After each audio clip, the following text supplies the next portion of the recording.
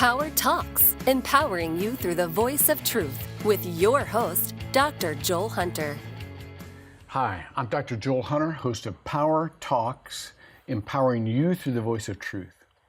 On today's program, we're going to be learning about Lighthouse, Central Florida, an organization that is charting a course for living, learning, and earning for those with vision loss.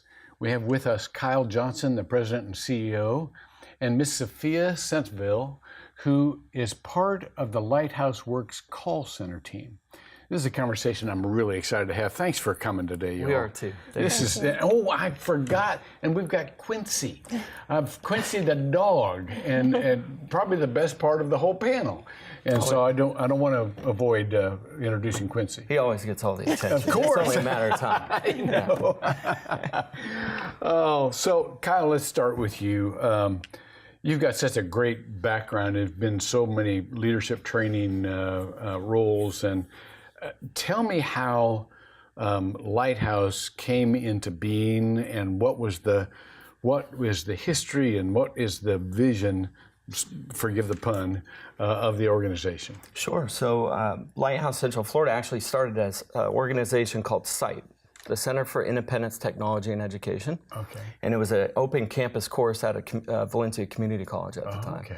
And then funding fell through on that, and a group of concerned, folks. It was launched in 1976. Okay. So it's a year older than I am. Wow. They formed a 501c3 and started working with folks who are older, and then later on we were able to extend that to babies, and then today the full spectrum of age we're working with. But it really started as that little deal, and when I joined, was it September 2013, we had, I think, 58 employees, wow. And today I think we're at 112. That's incredible. Over half of whom are blind, of my colleagues, like Sophia. That's so incredible. Well, Sophia, let's come to you. Tell us a little bit about your story and how you got connected with Lightworks and the effect that's had on your life. Okay. Well, in 2016, I lost my sight. I went fully blind in that year. In 2017, I was at a point where I did not know where I could get help.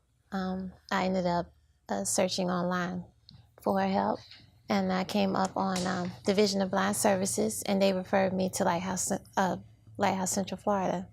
I started attending there in 2017. Okay. When you say you started attending there, did you go to classes? What's like for somebody who is visually impaired or blind, mm-hmm. And you call up Lighthouse and they invite you to come be with them? What's the process you go through? Well, they do an assessment with you to see what services you need. So you come in and you speak to a mobility instructor. You also speak to someone in access technology to help you if you're needing to learn computer skills. And then they have a class that was called Independent Living Skills at the time when I went. Is where they go over things that if you're blind you have to do differently, mm-hmm. and they teach you how to do those again to give you that independence. Yeah, it's sorry to interrupt, but no. It's just take everything you've done today. Brushing your teeth, refilling the toilet paper roll, mm-hmm. picking the same color socks, mm-hmm. right? Is this preparation H or toothpaste? You've been following me around. You've been following me around, Kyle. So I'm 20/20 vision. I've showed up at work with a brown shoe and a black shoe. Would you look at that?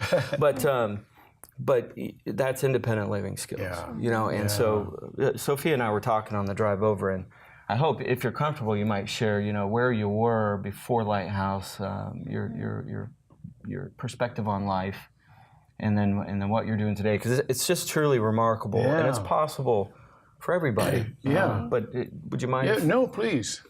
Well, when I lost my sight, it was just like losing. You go through the same stages of grief, and it was just like losing a person. Like wow. It was that emotional.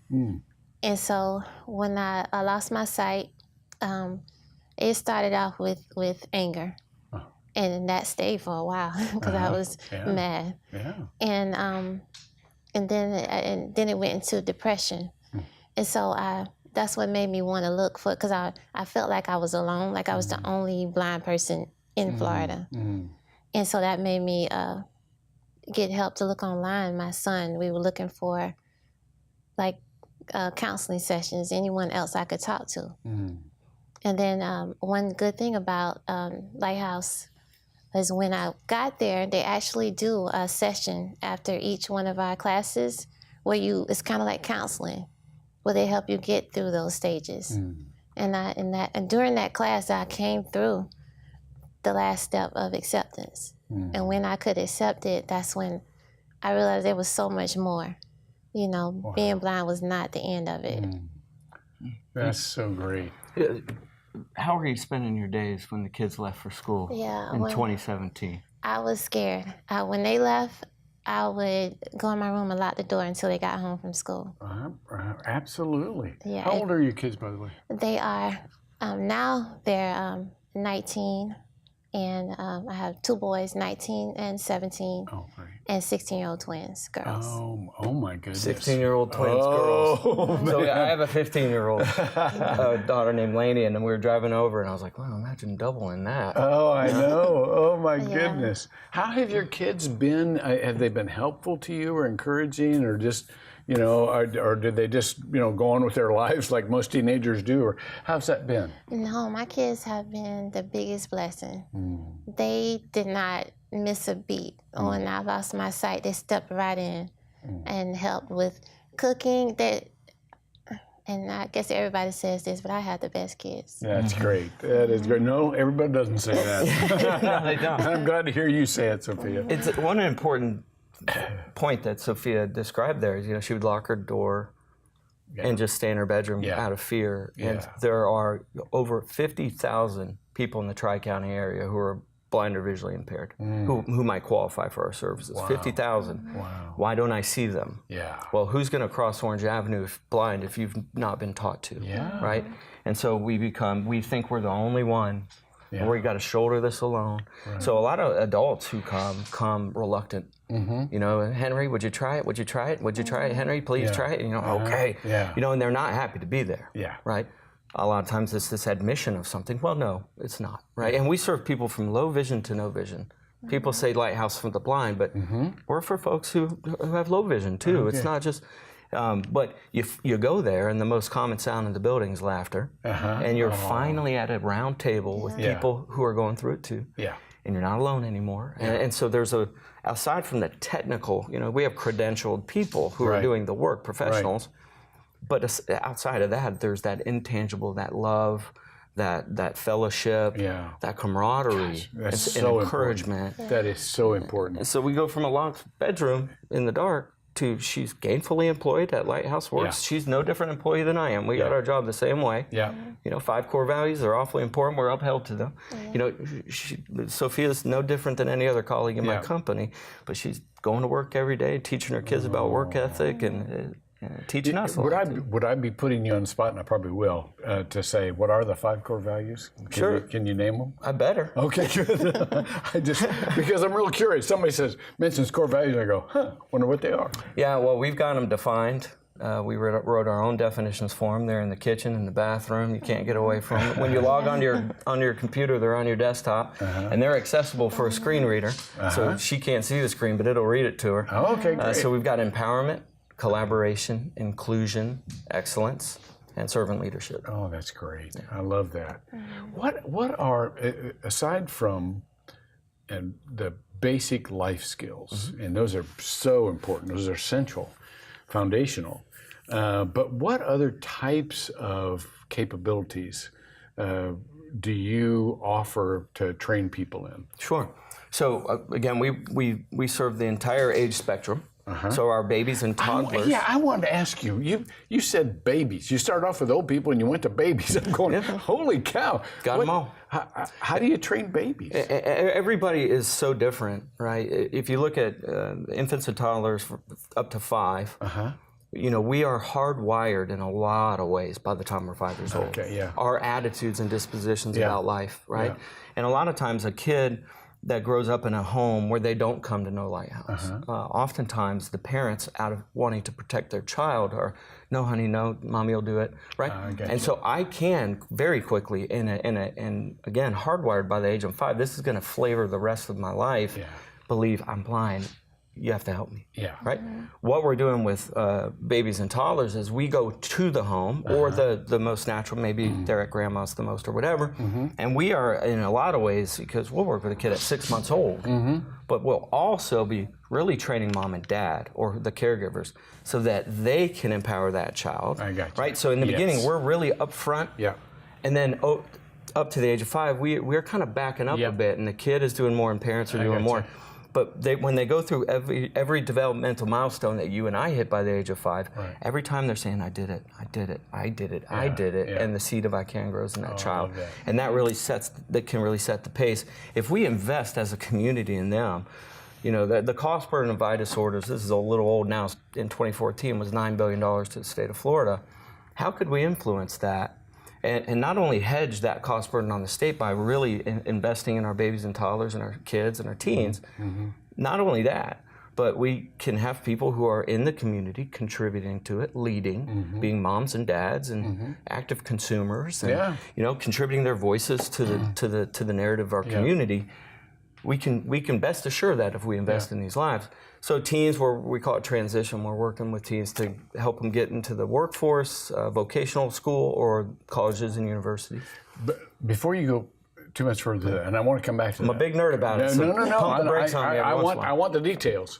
But you said something that made me wonder to ask Sophia a question. You know, you said when you're young, part of having some sort of impairment is just assuming you can't do it and just saying, you know, maybe sometimes too easily, you know, would you do this for me? Sophia, what were some of the challenges that you didn't think you'd be able to do anymore, but now you're doing them, that you too quickly wanted to just consign yourself to, well, I'll never be able to do that, but now you find yourself doing it? Well, she drove me here. I was thinking about her daughter learning to drive. Yeah, Quincy probably drove. But go ahead. I didn't think that I would be independent again. I didn't think I would do anything by myself again. But after I was given my white cane for the first time, I knew that it was like she gave me my independence. Wow. When she gave me my white cane. And I got that. I think that was the first day at the Lighthouse. They measured me and gave me my white cane, and then I started taking lessons. But I didn't think I would do that. When I first went blind, everything was scary because I was so used to seeing everything, to seeing nothing. I would wait for someone to put my toothpaste on my toothbrush in the morning. I wasn't doing anything. Oh, yeah. I got you. And how did you get the courage to start saying, I'm going to try this? I may not do it good the first time, but I'm going to try it. Because I didn't want, my thing at the time was I didn't want it to be a burden on anyone. Yeah. And I've always been independent, and I wanted it back. I didn't want to have to depend on anyone. Yeah. Good for you. Good for you. That's great. So tell us, resume the capabilities inventory here. Well, one of the important points, you know, Sophia brought up is independence, right? And you know, another aspect of that is working. And you know, we tend to say, you know, TGIF, or 1 week till the vacation. This is going to be the longest week ever, right? But it's a whole different ballgame whenever you can't work. Yeah. You don't think you can, right? And we've got industries now. We've got supply chain, call center, digital accessibility services. Our lead software developer is blind. Is that Oh, right? yeah. I mean, we created our own supply chain app that took a 4-day labor process, reporting process to a push of a button is done, right? We're tracking labor. We have data. You know, we're doing all that here, right? But the independence piece, we can teach kids to learn. We can teach kids that disposition of I can. We don't really teach them that. We allow them to do it through the gift of failure, right? And encouragement and process technology and training that we apply across the board. We can teach somebody to stay in their home if they're in their 60s or 70s and have a fruitful life and continue to play bridge with their friends. And like my good friend Sarah Hall just turned 90 just a couple weeks ago. You know, we can teach all that. All but right, yeah, I got to stop you here. You just said play bridge. How do you play bridge if you can't see the cards? you can use magnifiers if you're low vision. Oh, okay. All right. There are also Braille cards. Okay. Yeah. We have Addison in our Lighthouse Academy. She's an incredibly bright, totally blind young lady who's, I think, around 12 now, wants to be a cardiologist. Wow. But we have a video on our homepage, lighthousecfl.org. Yeah. It's Addison's video. You see her playing Monopoly with her family. Oh, yeah. But it's I Braille, saw that, yeah. Braille Monopoly. So that's great. there are aspects there. But my point is, my long-winded point, is that we can teach people to cook. We can teach you how to work. We can teach you how to market yourself to the employment community. But if you can't move about, move around the world safely and productively and efficiently, or orientation and mobility, O&M is what we teach with the white cane, or even the skills you build to be able to qualify for a guide dog. Right? You have to be able to demonstrate that you're a very competent mover about the world. So if you can't do that and you can't use technology. And if I have an iPhone now from the 3G on, the version 3 on, it's fully accessible to somebody who can't see, right? Because you can use the screen reader. And so we train on that. So we can equip you to do all these things, but if you can't move about the world and communicate and stay connected, where are we? So those are kind of, to me, the tendons and the ligaments that make the rest of the body of the whole person work. And when kids are in elementary school, they get a teacher of the visually impaired. Well, we have a kid with 5 minutes with his TVI a week. 5 minutes. Wow. So, and that's just to make sure they can access their academics. What about the whole person? Peer development, communication, social skills, all the way on, to make them. Addie, who is a straight A student, when she first came back, because we finally got funding to serve 6 to 13-year-olds, we said, what are your goals? She's this brilliant young girl. And she said, you know what she said? I want to be able to tie my shoes and make my own snack. Oh, wow. Oh, my goodness. So it really, we have to see this as a whole person. And I'll get off the soapbox, but I'll tell you, I talked to so many, I've done talks in the community that were inspired by some of my colleagues who are blind. When they go to a restaurant, this guy ran his own businesses. He's a very intelligent, capable man. He goes up to a restaurant with his wife. The waitress asks his wife what he's going to eat, as if he's got an intellectual disability. And isn't it fascinating? They go blind, but we're the ones who stop seeing. Oh, wow. Ooh, that's a good, that'll preach right there, brother. So, Sophia, I have 2 questions for you. First of all, how did you qualify for Quincy? When he said, you have to qualify for it's a very expensive dog. A helping dog, a dog, what do you call it, service animal? A guide dog. Guide dog. You think about them being trained for you, but you never think about you being trained for them. How did you qualify? Well, I went to the CNI in New Jersey, and they come out and they do an assessment to make sure that you can move, you have good mobility with your cane. Because you have to know where you are in time and space. It sounds funny, but because you can't see, you have to be able to realize where you are. And that's by listening, and you have to know how to cross the street with your cane. They come out and test you. Well, not test you, but kind of evaluate. Evaluate.